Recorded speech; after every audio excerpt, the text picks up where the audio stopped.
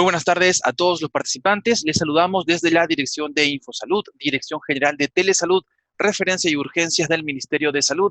Empezaremos la telecapacitación programada para el día de hoy, miércoles 22 de enero, a cargo del equipo del Instituto Nacional de Salud del Niño del Ministerio de Salud.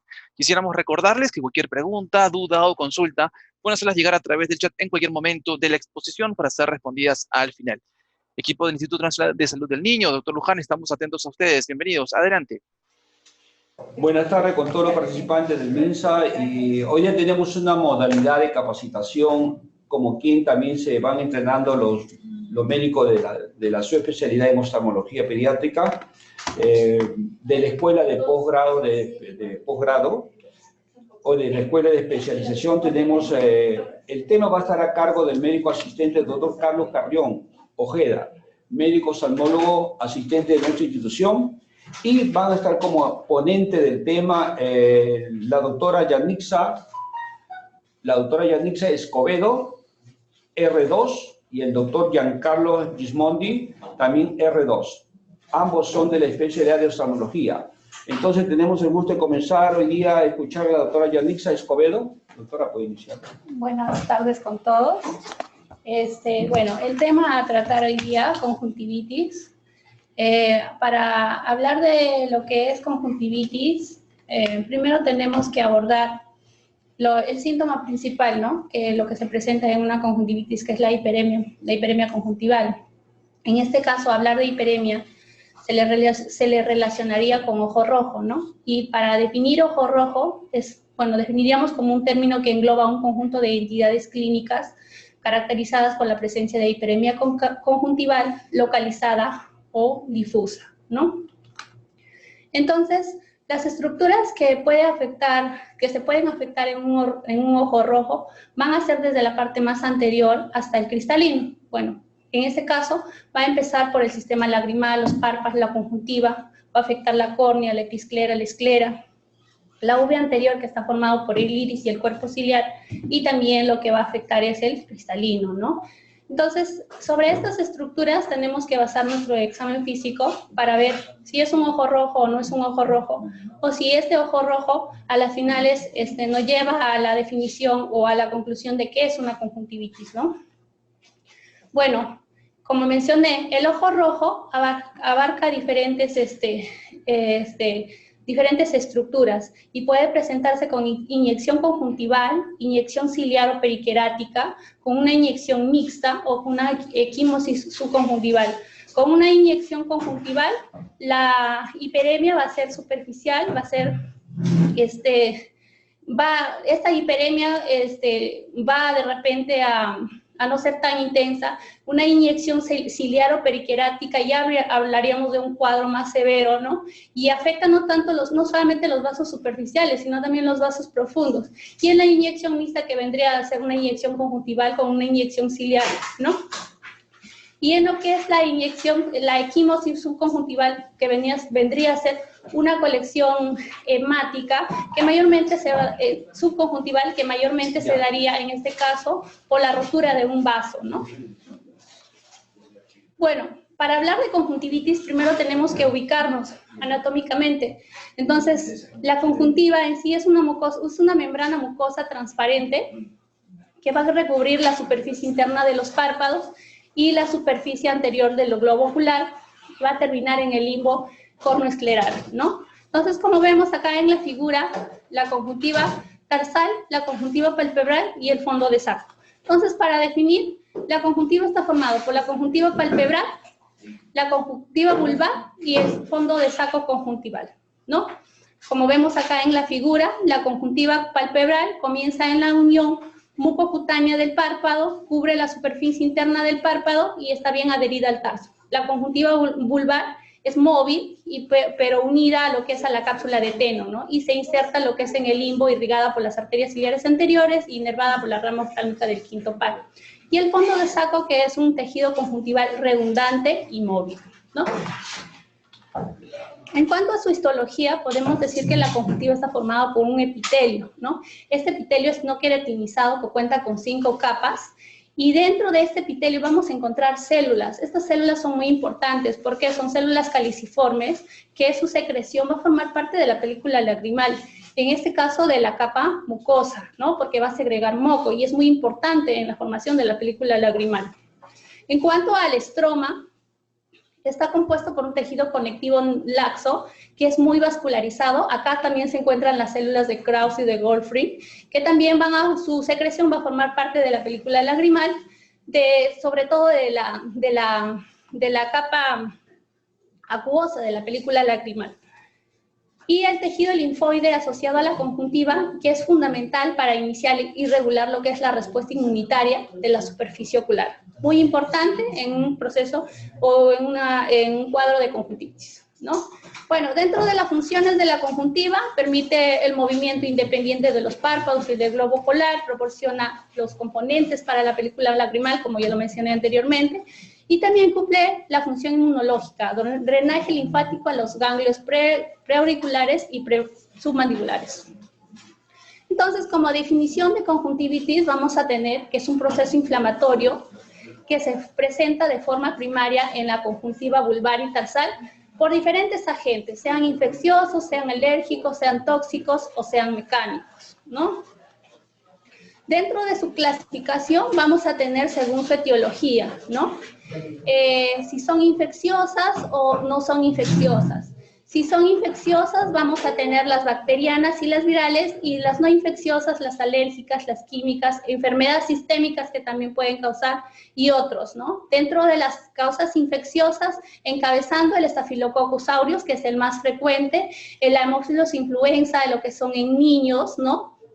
Está asociado a lo que son otitis medias de repetición, seguido del Streptococcus, la moraxela, ¿no? Y los virales encabezando de lo que es el adenovirus. Y las no infecciosas, procesos alérgicos, sustancias químicas, algunos medicamentos, ¿no?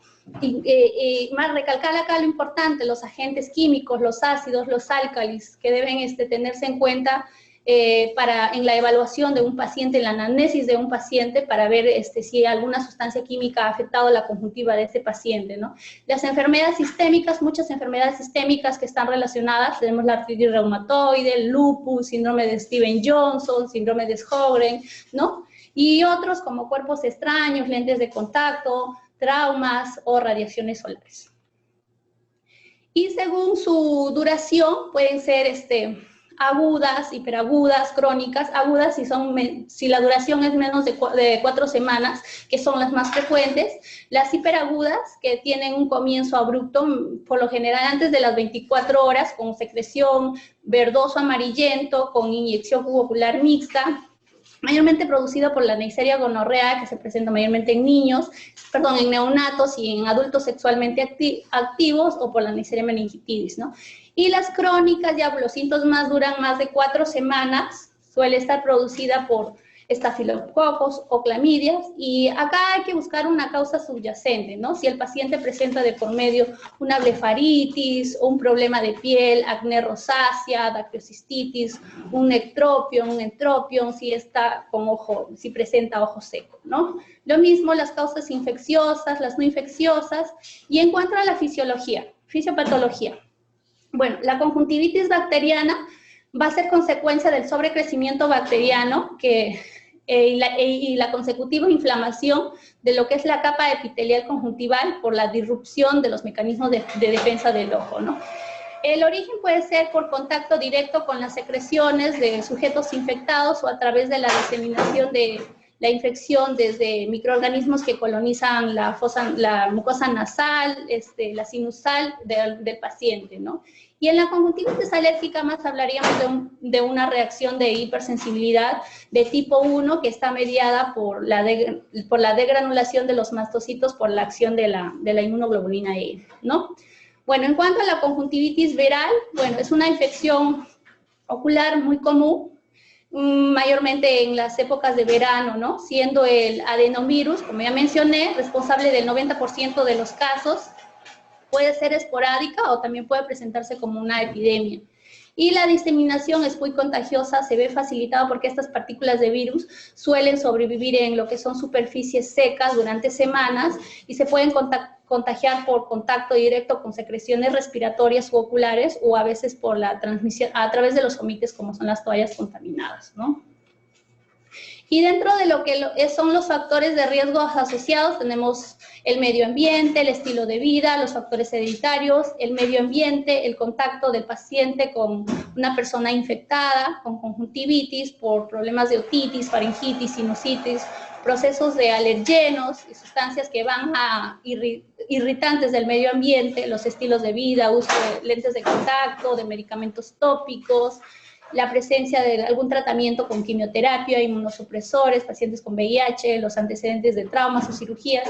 Y en cuanto a los factores hereditarios, hablaríamos si es que hay una disfunción probablemente de la glándula de Meiboño, o la disfunción de la película lagrimal, la presencia de atopía, antecedentes de atopía en el paciente, y las anormalidades de los anexos oculares o las malformaciones que este paciente pueda presentar. Bueno, siguiendo con la exposición, le doy pase a mi compañero para que continúe con la exposición y siga con el muchas gracias, Yanitza. Buenas tardes a todos.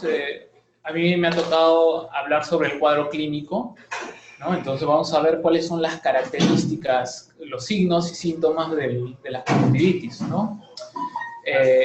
Hay que tener en cuenta que para llegar a ver bien los síntomas y los signos hay que hacer tanto una evaluación, una anamnesis, y hay que hacer también una evaluación, ¿no?, de la visión del paciente. La conjuntivitis se va a caracterizar, justamente como explicó mi compañera, por que es un ojo rojo con secreción y, bueno, la visión está conservada, ¿no? Ese es en la parte inicial muchas veces, cuando no hay otras complicaciones. Y se dice que hay 4 signos cardinales, ¿no? Uno de ellos es en sí la hiperemia conjuntival, ¿no?, que va a ser tanto vulvar como tarsal. Y esta es difusa, ¿no? No es localizada, es difusa en toda la conjuntiva. Y una de las características es que no va a haber una hiperemia periquerática en los bordes entre la córnea y la conjuntiva, ¿no? Eso no va a existir en una conjuntivitis en sí, ¿no? Ese es uno de los signos cardinales. El otro es el edema, ¿no? El edema vulvar. Esto más se asocia con la alergia de tipo alérgica, ¿no? Sobre todo hay una conjuntivitis alérgica que produce una quemosis ampollosa, ¿no? Y está asociada con sensibilidad a los pelos de animales, ¿no? De gatos, ¿no? Y otro de los signos es la secreción, ¿no? Que dependiendo cuál sea el agente causante de esta conjuntivitis va a tener ciertas características, ¿no? Se dice que cuando tiene signos, cuando es purulento, ¿no?, amarillento, brumoso, se asocia con bacterias, ¿no? Cuando esa secreción es mucinosa, más se asocia con las conjuntivitis alérgicas. Cuando es una secreción casi acuosa, está relacionado con los procesos virales, ¿no? Otro de los signos cardinales es cómo se manifiesta epitelialmente o patológicamente, ¿no? O sea, viendo los tejidos. Por ejemplo, en la primera foto tenemos una hiperemia conjuntiva, de la conjuntiva tarsal, ¿no?, donde podemos ver edematosis y una hiperemia intensa, ¿no?, mayormente asociados a las conjuntivitis de tipo alérgica. Acá en la siguiente foto podemos ver una reacción papilar, ¿no?, donde podemos ver que se forman como unas lesiones elevadas a nivel de la zona tarsal, ¿no?, en forma de mosaicos, ¿no?, y se caracterizan porque se puede apreciar el vaso en el centro, ¿no? Estas reacciones papilares se suelen asociar más que todo a las conjuntivitis del tipo alérgicas, ¿no? En la siguiente foto podemos ver lo que es una reacción folicular. Estas son típicas estas reacciones foliculares son acúmulos de tejido linfoide, ¿no? Y que se pueden apreciar también elevaciones, ¿no?, en los que los vasos pueden atravesarlos, ¿no?, los cruzan, ¿no? Y estos son característicos de los cuadros virales, ¿no?, de origen viral. Otra cosa que tenemos que tener en cuenta es, bueno, hemos hablado de los signos, de los síntomas, ¿no? Esto nos va a ayudar mucho, ya que mayormente se dice que ardor se va a encontrar en las conjuntivitis que son más o menos, que son virales, ¿no? Incluso bacterianas puede haber, sensación de cuerpo extraño en las virales. El prurito va a ser muy característico de las conjuntivitis alérgicas, ¿no? Son las que generan bastante prurito. Los pacientes tienen esa reacción de sobarse los ojos, y eso es un círculo vicioso, porque lo que genera ese movimiento de frotarse es de que los mastocitos liberen más histamina, ¿no? Y eso es un círculo vicioso, ¿no? Y la fotofobia acá sí hay que tener bastante cuidado, ya que muchas veces la fotofobia es un signo de que hay alguna lesión a nivel de la córnea, ¿no? Por ejemplo, una queratitis infecciosa ya podría generar molestias cuando un paciente trata de ver hacia la luz, ¿no? Ahora, con respecto al manejo según niveles de complejidad y capacidad resolutiva, hay que tener en cuenta que acá lo fundamental es la prevención, ¿no? Ya que esta es una patología muy contagiosa, ¿no? Entonces, dentro de las medidas generales y preventivas, hay que recomendar al paciente y a sus padres acerca de los hábitos de higiene palpebral, las limpiezas nocturnas con paños de agua de manzanilla, o pueden ser paños de agua frías, ¿no? Que ayudan a mejorar bastante esta sintomatología, molestias, ¿no? Cuando se presenta sobre todo la inflamación de párpados. Entonces, acá hay unos acápites que hay que tener bien claros, ¿no? Por ejemplo, las conjuntivitis bacterianas y virales agudas pueden prevenirse con un meticuloso lavado de manos y buena higiene, ¿no? Otra es que el personal de salud debe educar sobre la enfermedad, ¿no? Lo esperado durante el tratamiento y la naturaleza altamente contagiosa de la conjuntivitis aguda bacteriana, incluso sea viral, ¿no? Porque, por ejemplo, se dice que el tratamiento adecuado, o sea, para empezar el tratamiento empírico de por ejemplo, una conjuntivitis bacteriana tiene que ser antes de los 6 días, ¿no? Si yo lo empiezo luego de los 7 días, probablemente no haya un acortamiento del cuadro clínico. Eso no suele pasar con las conjuntivitis de tipo viral, ¿no? En las virales lo único que le voy a dar son gotas que le van a ayudar a mejorar las molestias que pueda presentar el paciente. Entonces tenemos que explicarle al padre o a la madre que le vamos a dar unas gotas, pero que no le van a cortar la enfermedad. Entonces, porque muchas veces el paciente puede pensar de que el tratamiento no está haciendo efecto, pero no es por eso, ¿no? Lo que estamos haciendo es mejorar la sintomatología, ¿no? Otra cosa que tenemos que tener en cuenta es que deben enseñarse las técnicas apropiadas de la limpieza de los ojos afectados. Tenemos que vertir el párpado, agarrar una toronja de algodón mojada con suero fisiológico, o puede ser con agua, y ir del canto interno hacia el canto externo, ¿no? Tratar de hacer ese tipo de limpiezas. Instruir con la correcta administración de ungüentos y gotas oftalmológicas. Tenemos que decirle al padre que no tiene que acercar la punta del gotero, ¿no? No tiene que hacer contacto, ¿no? Y mucho menos compartirla, porque puede ser de que hay alguien en la familia, le comienzan a colocar, y comienzan a compartir, entonces, no, eso no se puede hacer, ¿no? Abajo dice abstenerse de compartir lentes, gotas oculares, toallas de tela, toallas húmedas, almohadas. Recomendar no asistir a la escuela hasta cumplir 24 horas de tratamiento. Eso está un poco en debate, o sea, dentro de las normas que se leen, dice que se tiene que esperar entre 24 a 48 horas para que las gotas, los antibióticos, disminuyan la capacidad de infección, en este caso, por ejemplo, una conjuntivitis bacteriana, ¿no? Entonces, estaría eso dentro de las recomendaciones. Ahora, otra cosa que tenemos que tener en cuenta es que no se debe ocluir el ojo cuando se utilizan gotas, ¿no? Debido a que aumenta la proliferación bacteriana y no está recomendado los anestésicos tópicos, ¿no? Eso es algo que tenemos que tener en cuenta. Con respecto a la terapéutica actual en la cual nosotros nos basamos, ¿no? Acá nomás hay que hablar sobre... Antiguamente se usaba el cloranfenicol, ¿no? Hay que tener en cuenta de que el cloranfenicol es un medicamento muy noble, por decirlo así, porque nos va a cubrir gram positivos, gram negativos, anaerobios, ¿no? Y bueno, se retiró porque comenzaron bueno, se comenzó a hablar de que podía producir anemia plástica y había hipoplasia de la médula, y eso se dijo, bueno, en otro país, ¿no? En los Estados Unidos. Entonces se retiró el cloranfenicol, no existe cloranfenicol en gotas. Pero hay estudios que evidencian que para que se produzcan esos efectos adversos del cloranfenicol, tienen que haber concentraciones de 25 miligramos por litro en nuestro suero, ¿no? Serológicamente.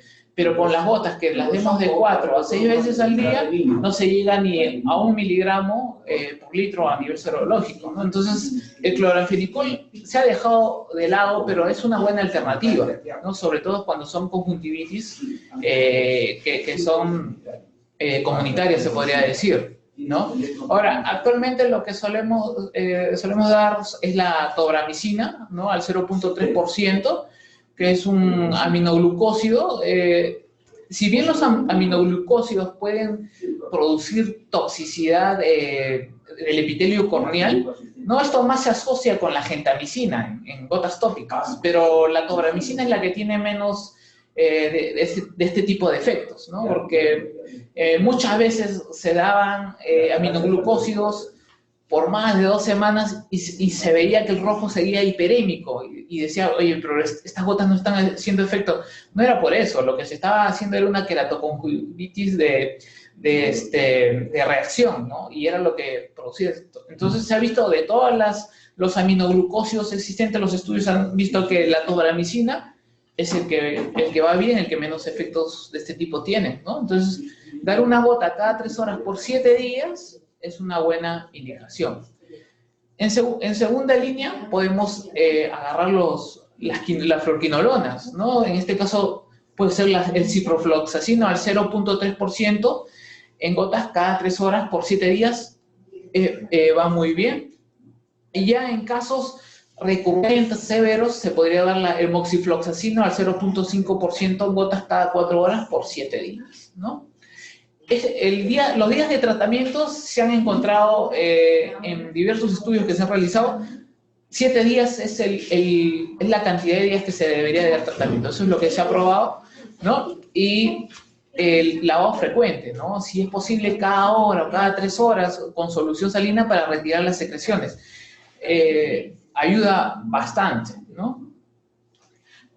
Con respecto a las conjuntivitis virales, bueno, más que todo acá es evitar el contagio, ¿no? Y usar compresas frías sobre los ojos, ¿no? Afectados. Y se pueden agregar colirios lubricantes, ¿no? Para que ayuden a disminuir los síntomas. Se puede usar la hipermelosa al 0.3%, una gota cada 3 horas para calmar molestias. Se puede usar el alcohol polivinílico al 1.4%, una gota cada 4 horas, condicionar las molestias, o incluso el hialuronato de sodio 0.4%, una gota cada 3 horas, hasta calmar molestias, ¿no? Acá, en las conjuntivitis virales, lo único que hay que hacer es calmar las molestias. Hay que tener en cuenta que estas conjuntivitis virales, en las cuales a la cabeza está el adenovirus, suelen exacerbarse al 3er y 5.º día. Entonces, el paciente, tal vez primero y segundo día, está con una hiperemia conjuntival no tan intensa, pero en el 3er y 5.º día aumenta, ¿no? O sea, hay que tranquilizarse, ¿no? Estos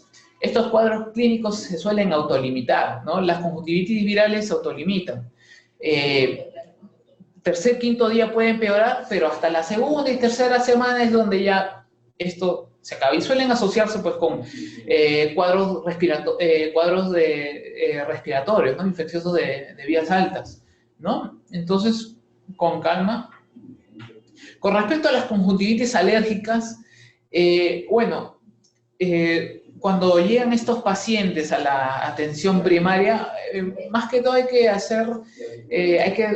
enseñarle al paciente o al familiar del paciente cuáles son las prevenciones, ¿no? Porque hay que hacer un control de alérgenos, hay que tal vez eliminar las alfombras, hacer una limpieza extensiva, porque muchas veces ni se conoce cuál es el alérgeno posible que podría causar esta conjuntivitis alérgica. Entonces son muchos factores de los cuales hay que tomar en cuenta, ¿no? Ya que una de las principales causas también son los ácaros, ¿no? Y acá más que todo se van a usar compresas frías para aliviar las molestias, ¿no? Y en estos casos ya sería necesario derivar a un oftalmólogo, ¿no? Un oftalmólogo ya podría acá darle un tratamiento con un antihistamínico muy bueno, que es como la loratadina al 0.05%, una gota al día por 30 días, ¿no? Esto mayormente se da en mayores de 3 años. Una que se podría dar en menores puede ser la celastina, que es una gota cada 12 horas. Se pueden usar esteroides oftálmicos, ¿no? Como el loteprednol y la fluorometolona, una gota cada 8 horas por unos 5 días. Y otras gotas antihistamínicas y estabilizadoras del mastocito, como el ketotifeno, al 0.05%, ¿no? De 2 a 4 instilaciones diarias por periodos de 14 días, también en niños mayores de 3 años, ¿no? Bueno, y eso sería lo que tendríamos que agregar, lo que respecta a la conjuntivitis y parte de su tratamiento, ¿no? Si tienen preguntas. Muchísimas gracias y felicitaciones.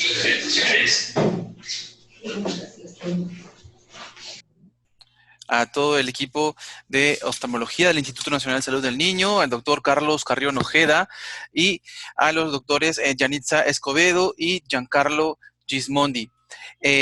Agradecemos a todos los participantes. Si tienen alguna duda o consulta, pueden enviarlas a través del chat en estos momentos para ser absueltas.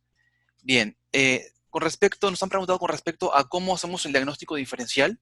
Lo principal para diferenciar el tratamiento de una conjuntivitis viral, bacteriana y alérgica.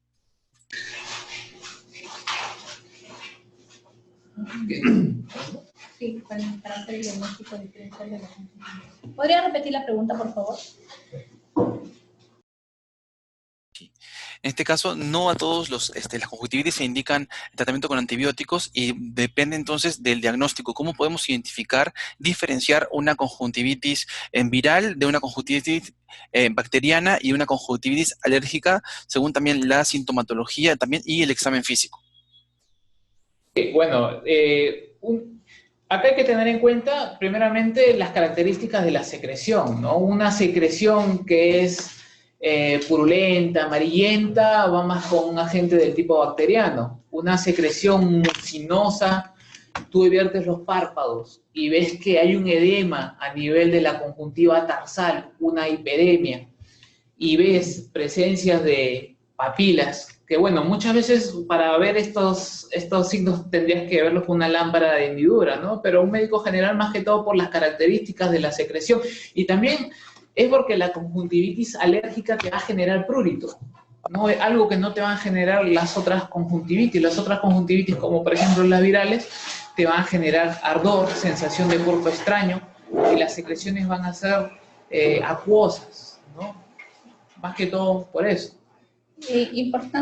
Importante también tener los antecedentes. Bueno, el motivo de consulta del paciente, preguntar, hacer una buena anamnesis en cuanto a lo que viene, por lo que viene el paciente. La anamnesis es muy importante, ¿no? Si es que ha tenido contacto con personas que han estado infectadas, si hay antecedentes de atopía en estos pacientes, ¿no? Entonces es muy importante tener el antecedente y hacer una buena anamnesis. En cuanto al examen físico, de repente, si es un médico general que de repente no tiene una lámpara de hendidura, el hecho de llevar bien la anamnesis o guiar bien la anamnesis en el caso del paciente va a hacernos el diagnóstico diferencial en el primer nivel de atención, por así decirlo, ¿no? Entonces es muy importante los antecedentes que tengamos del paciente, ¿no? Sí, otro que tener en cuenta es las alergias traen un historial. Generalmente el paciente que va a presentar una conjuntivitis de tipo alérgico tiene antecedentes de alergias de algún tipo, que eso debe ser considerado en la anamnesis. El paciente que va a tener un proceso viral generalmente tiene fotofobia, o sea, le fastidia la luz, hay bastante secreción acuosa y el ojo es rojo, pero con escasa secreción. Esa es una forma de puntualizar. Los procesos virales oculares generalmente se asocian a procesos virales respiratorios, etapas donde hay procesos epidemiológicos de enfermedades virales, se asocian a eso. Y la característica, como les he dicho, es la secreción es acuosa con bastante ardor, fotofobia. Y la bacteriana típica es la secreción verdosa o amarillenta asociada a los demás síntomas. Eso también es muy característico. Entonces, es una forma simple de poder diferenciar entre estas tres entidades, ¿no? La alergia es prurito con antecedentes de enfermedades alérgicas, probablemente. La viral, que ya le dije, y la bacteriana con bastante secreción mucoide.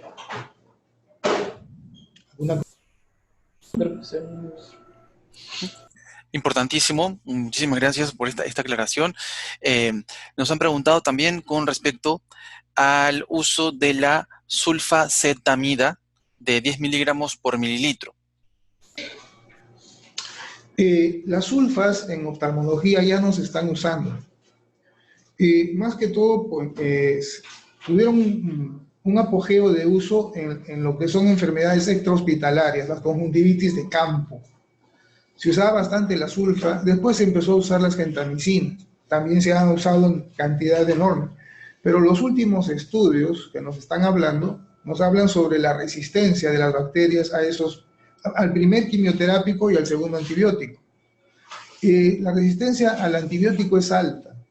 Hay estudios hasta del 60% de resistencia, o sea que prácticamente 50-50, no hay gran resultado, gran respuesta terapéutica a la gentamicina, inclusive en el campo, en los sitios que no son hospitalarios. El desarrollo de la conjuntivitis por sí misma en su historia natural explicaría por qué se limita la enfermedad, pero la gentamicina ya no la estamos indicando mucho. En el Perú hay estudios ya sobre esto, y de repente a posterior se vuelve a reusar. Acuérdense que la penicilina pasó una etapa igual, donde hubo mucha resistencia y ahora está volviendo a haber sensibilidad. Lo consideramos así. Los quimioterápicos, como la sulfa, no tienen ese problema de resistencia, pero su espectro no es tan bueno. Y se ha dejado de usar también por efectos secundarios, ¿no? O sea, algunas alteraciones en córnea. No es el medicamento de uso en primera línea en este momento.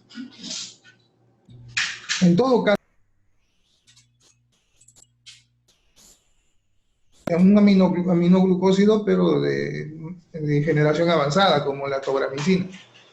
Esa podría ser un buen elemento. Y otra cosa que quisiera aclarar también: cuando hay enfermedades que son asociadas al párpado, todavía está indicado el uso de tetraciclinas.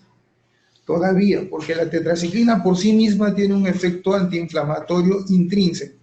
O sea, podríamos inclusive evitar un poco el uso de corticoides.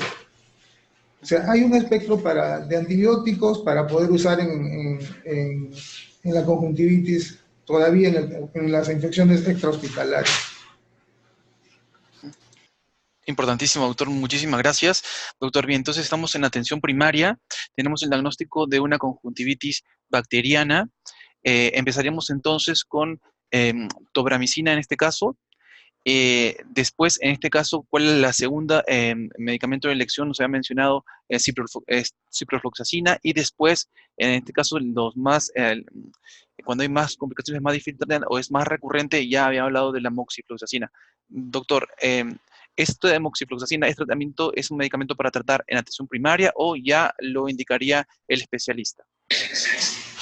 El tema de la moxifloxacina es que debería ser usado a nivel hospitalario. Porque los otros productos han demostrado que tienen buena respuesta a nivel extrahospitalario, las infecciones responden bien. Casi el 90-95% de las infecciones responden muy bien a una tobramicina.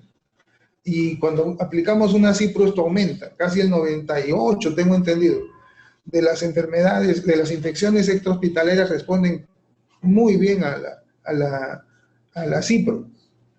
Y ese 2% que aparentemente podría ser una falla, muchas veces es falla diagnóstica, no es falla en sí del producto. Deberíamos dejar, y eso es un consejo, la moxifloxacina para enfermedades digamos, de un nivel más alto, donde ya las demás hayan podido fracasar. Y generalmente para las infecciones intrahospitalarias es nuestra arma, digamos, de uso más, a nivel más terapéutico más elevado. Muy importante, doctor, muchísimas gracias. Nos han preguntado también, ¿cuándo se debe utilizar entonces los ungüentos? ¿Se puede usar tanto ungüentos como tanto gotas? ¿En qué momento se utilizan los ungüentos Hay que entender que el ungüento oftálmico está reservado para enfermedades del párpado. En cambio, la gota de esta enfermedad está indicado en enfermedades de la conjuntiva. La gota, cuando se coloca, se difumina en la conjuntiva y desaparece más o menos a los 8 minutos. Ya se ha demostrado que ya el efecto llegó a su máximo y empieza inclusive el líquido a evaporarse de la conjuntiva por el calor mismo del globo ocular. Esta cosa no ocurre, este efecto físico no ocurre cuando usamos un ungüento. El ungüento, una vez colocado, hace efecto en promedio 4 horas, algunos dicen hasta 8, dependiendo del tipo de ungüento, pero es por las características físicas del medicamento. Este no se evapora y tiene características de lubricar mucho mejor, funciona como un aceite, tiene características de lubricar mucho mejor en enfermedades del párpado, que son las que hacen fricción contra el globo ocular. Entonces, para concluir, ideal el uso de gotas en enfermedades como la conjuntivitis, ideal el uso de un ungüento en enfermedades como la blefaroconjuntivitis o la blefaritis pura. E inclusive en las úlceras corneales, donde necesitamos una lubricación mayor de la córnea, aparte del uso de lágrimas, se está indicado también el uso de ungüentos. Permanecen más tiempo. Muchísimas gracias, doctor, por esta aclaración tan importante. Nos han preguntado también, buenas tardes, ¿las gotas combinadas corticoide más antibióticos son recomendadas en niños? El uso de corticoide con antibiótico tiene unas indicaciones específicas. El margen de seguridad es evitar las enfermedades virales. Si tenemos una conjuntivitis o una sospecha de una enfermedad viral, debemos evitar el uso de corticoides. Entonces, si tenemos un ojo rojo con abundante líquido, escasa secreción y de repente acompañado de un síndrome febril asociado o algo que nos haga pensar en proceso viral, debemos evitar el uso de corticoides. Pero sí podríamos usar los otros, tipo el diclofenaco en gotas, los antiinflamatorios no esteroides. Sí podría usarse en una enfermedad viral. Fuera de eso, tienen muy buen efecto cuando se usan, por ejemplo, en conjuntivitis de tipo alérgica. Inclusive está indicado en la primera etapa de un tratamiento de una conjuntivitis alérgica usar un corticoide, porque lo que habló mi colega, que son los folículos, las papilas, esas son las que causan el prurito. Esas elevaciones, cuando friccionan contra la conjuntiva del otro lado, la epivulvar o vulvar, es que se siente el prurito, que es lo que más fastidia a un niño.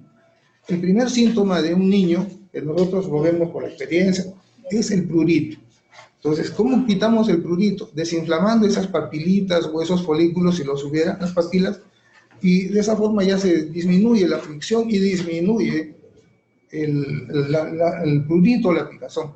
Entonces, sí lo usamos en ese tipo de casos. En las bacterianas puras preferimos un antibiótico puro, a no ser que haya prurito asociado o haya alguna inflamación de la córnea o de la conjuntiva asociada severa. Si no es así, preferible usar solamente el antibiótico puro. Doctor. Muy importante, doctor, muchísimas gracias. Nos han preguntado también, ¿los antihistamínicos orales son recomendados en la conjuntivitis alérgica también? Bien, eso es una pregunta que merece una respuesta interesante, importante. Cuando usamos antihistamínicos orales, las dosis son altas, van por vía hematógena, llegan al ojo y ocasionan, algunos de ellos, síndrome de sequedad ocular asociada.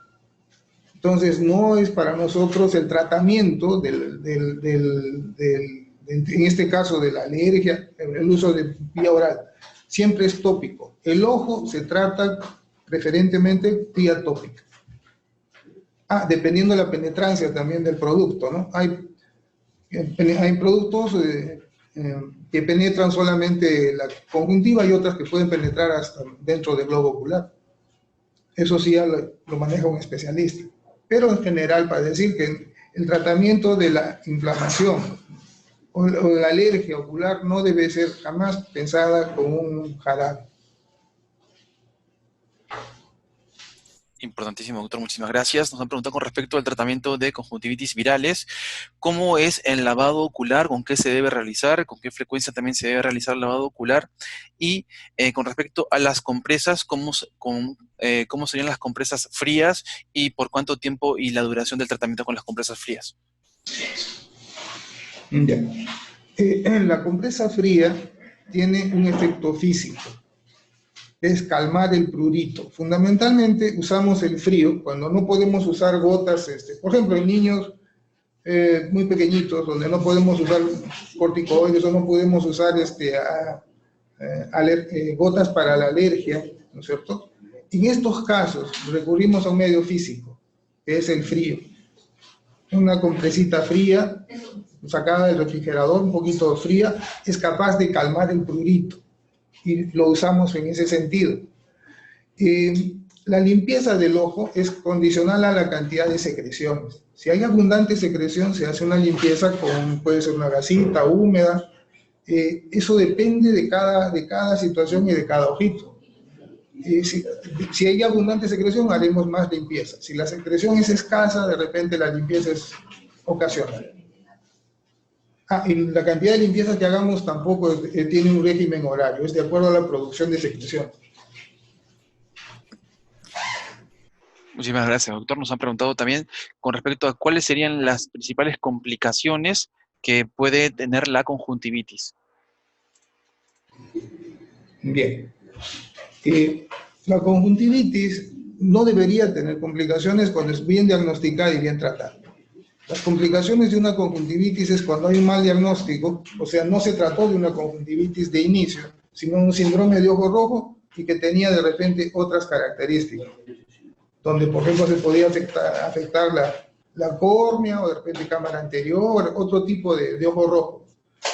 El ojo rojo con secreciones pura no tiene mucha complicación, está bien localizado. Como explicaron mis colegas, está localizado por fuera de la esclera, simplemente el conjuntival, y responde muy bien al medicamento. Entonces, que el hecho de que no se nos complique una conjuntivitis, yo pensaría primero, o una gran posibilidad es un mal diagnóstico, un error diagnóstico, y se está tratando de forma inadecuada. Hay una norma a recordar que la conversamos en el servicio bastante. Un paciente que recibe tratamiento con antibióticos después de 2 o 3 días, si no hay mejoría, porque el tratamiento es netamente empírico, no hay cultivos, no hay nada, estamos hablando de campo. Entonces, si no hay una respuesta terapéutica en 48 horas, ya debe pasar al oftalmólogo. Eso sí, si la respuesta terapéutica es buena en las primeras 48 horas, el niño en todo caso está yendo bien, consideremos que va a ir la mejoría va a continuar.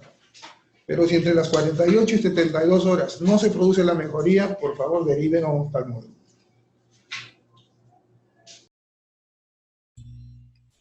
Doctor, esa es la siguiente pregunta. ¿Cuándo entonces se deriva al especialista en oftalmología? Como nos ha mencionado en este caso, que el tratamiento a las 48 horas no haya beneficiado al paciente.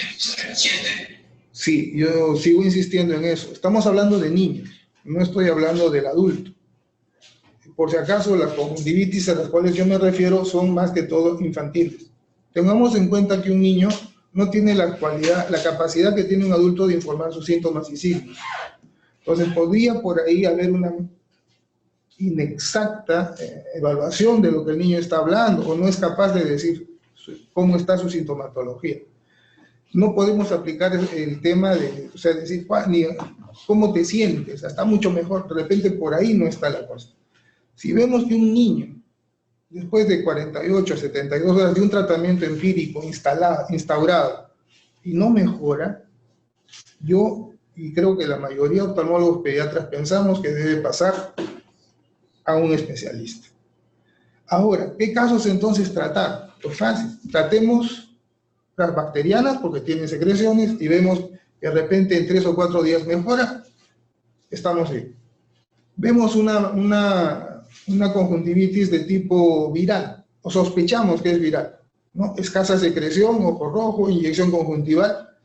Iniciamos la observación, o podemos iniciar, si por ahí aparece una secreción, de repente una antibiótico terapia asociada, porque esas muchos se contaminan con gérmenes, pero igual, si no hay una respuesta entre esos 3 primeros días, considerar pasar al especialista.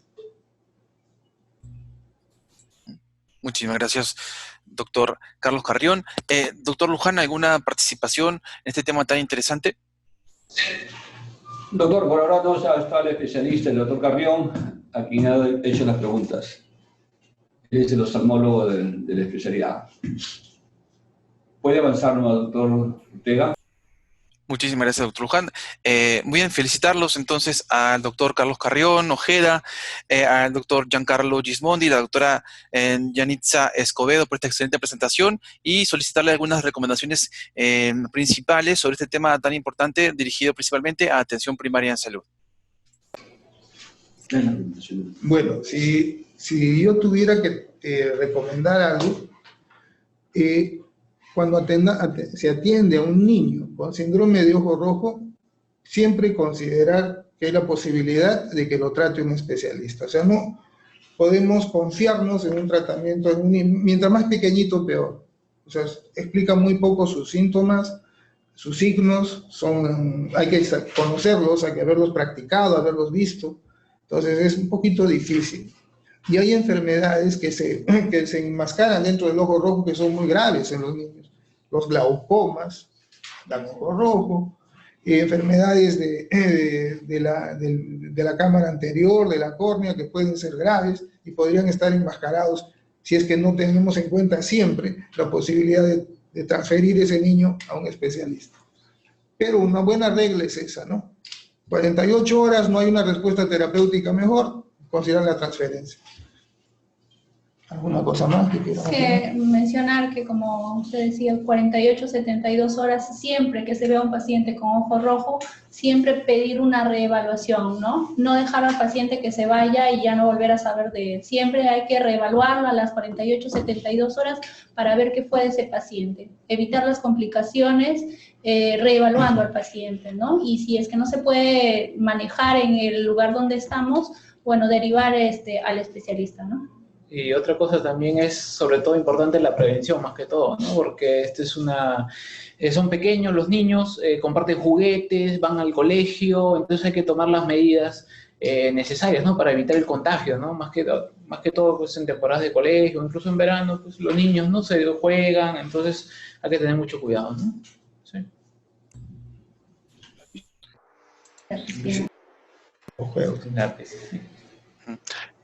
Muchísimas gracias y felicitaciones. Y lo esperamos en próximas telecapacitaciones. Un gran saludo para ustedes, todo el equipo del Instituto Nacional de Salud del Niño, y un gran aplauso para ustedes. Muchísimas gracias. Muchísimas gracias. Hasta la próxima. Gracias.